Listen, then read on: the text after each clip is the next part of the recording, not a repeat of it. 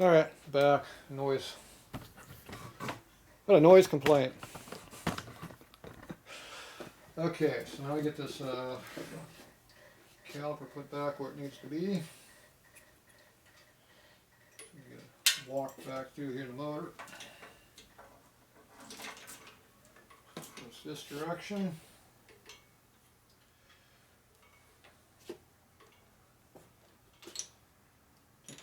Slip it through here. Here we go. That way. Got to go up over there, and this goes over here. So we got a washer still stuck in here, so we're going to take these out.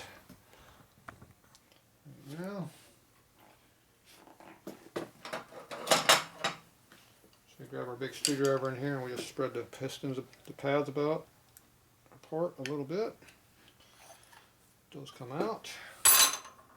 This gap's now a lot bigger than what that cap with the rotor is, so we'll just slip right on there. Take out the bolts.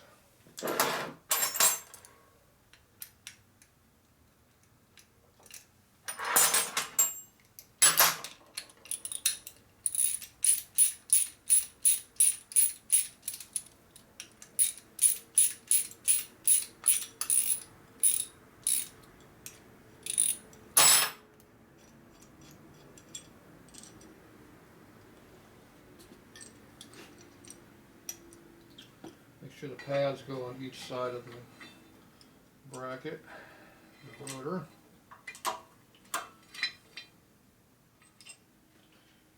usually put a little bit of Loctite on these two bolts just to make sure they don't come out. Use blue, not red.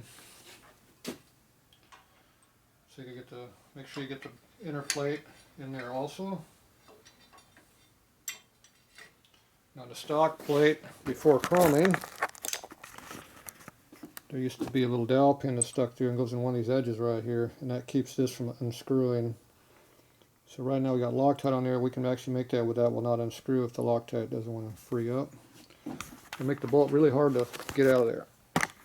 That's all right. Better be hard to get out than falling off.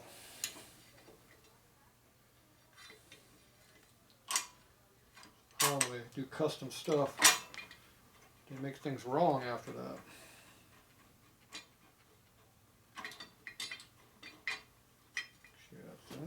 In. Loctite on this one also.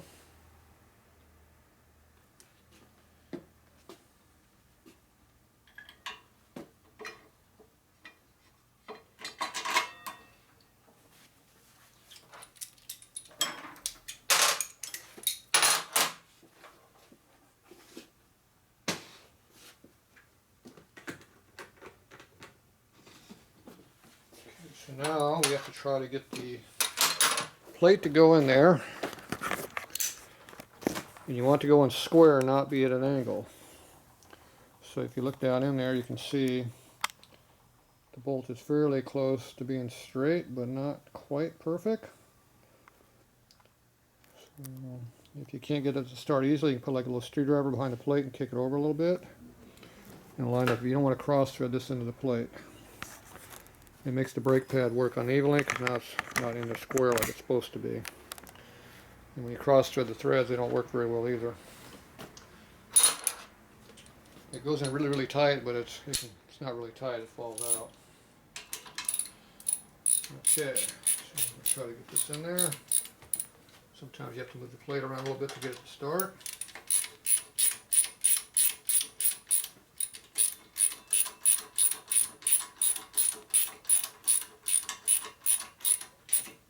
Started pretty easy.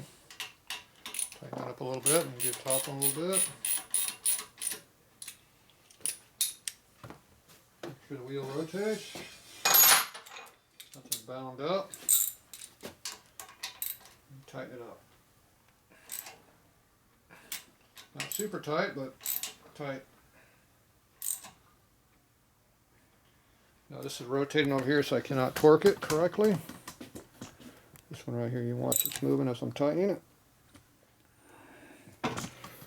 got a good torque on it, but it's not like it's supposed to be. That's because it doesn't have that pin in there.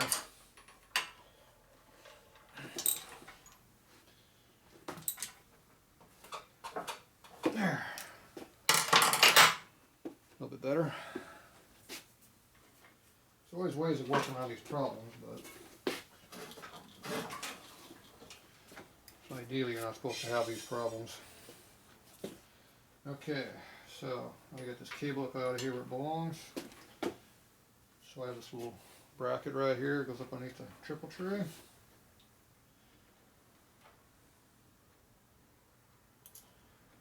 Quarter-inch bolt.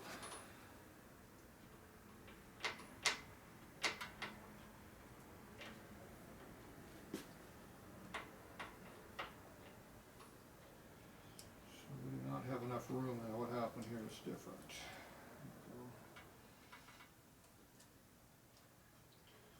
We don't have a lot of extra room here, so it's tight.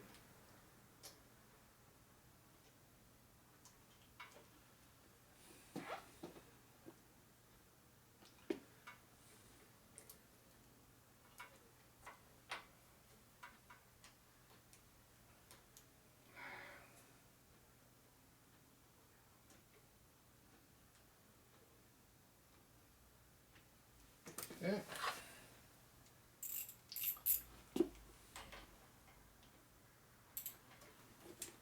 One.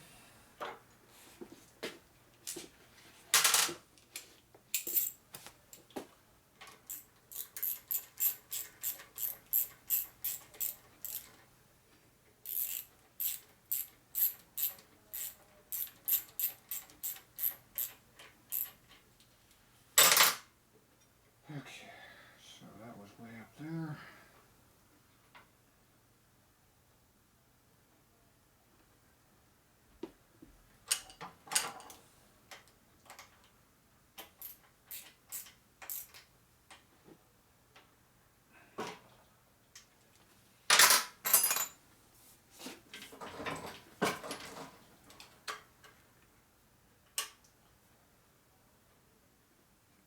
Okay, it's good and tight. I used a fork like to hold the fork, so I don't have to do it.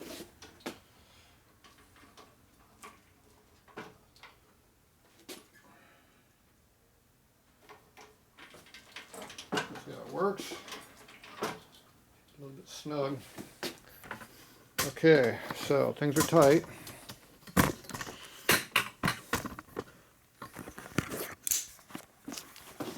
So this cable here is close to the exhaust I want it to be. It needs to be held back with a zip tie, but the problem is we don't have enough length to really do it right. So this here is a little on the snug side. So we're going to have to do a little plane here a little bit. So we're going to have to get this here so it stays up nice and snug. So get a zip tie up on the bottom of the frame right there holding it up.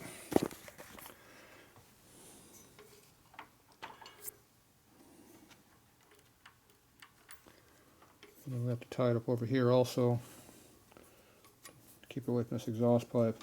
We don't want to get on that pipe. So that would be a big problem if we did that. Now if I ran this across under here in the front of this, it'd make it better fitting, but I don't want to do that. I might wind up turning this clamp a little bit more, 90 degrees to our cable. Right now I'm a little bit past, so that's making this whole thing come in too far. So I think I'm going to reorientate that more over. The other thing I'm thinking about doing is bending this a little bit, so a little bit straighter shot, so it won't be binding on it so hard. So I might do that also. So we got a couple little things we're going to play with here to see about making that cable fit up better. Okay, so first thing I do is get some zip ties over there.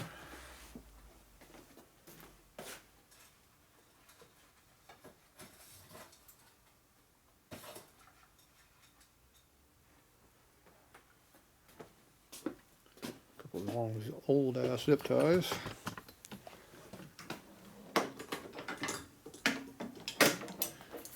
So I'm gonna get that where we need to be.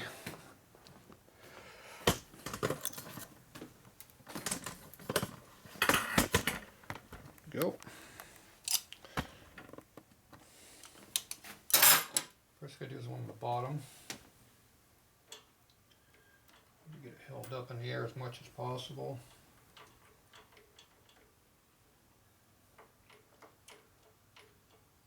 Easy to go around the front way this way.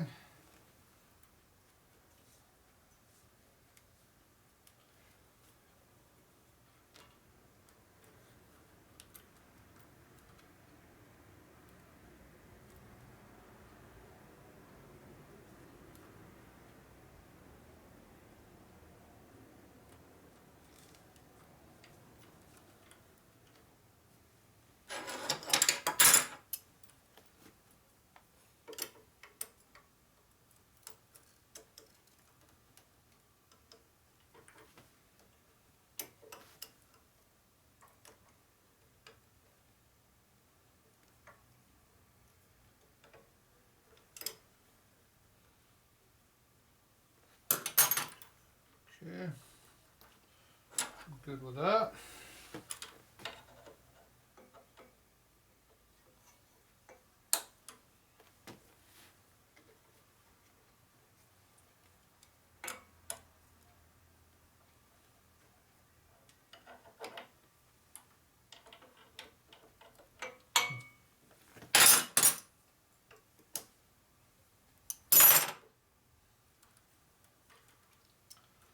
Okay, now we gotta get this over here as quick as we can. I don't want to hold the cable, I want it separate from the cable.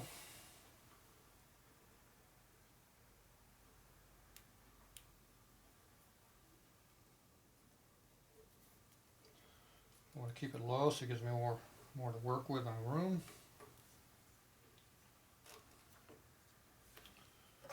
There looks like a good spot to me.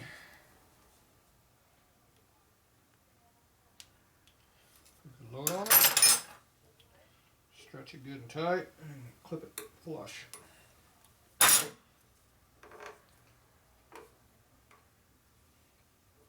Then I'll rotate the sharp edge up against the other cable so you don't hurt yourself. Okay.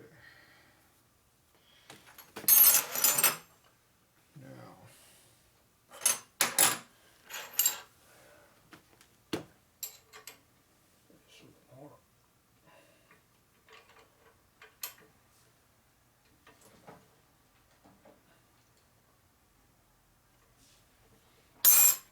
okay, move that a few degrees.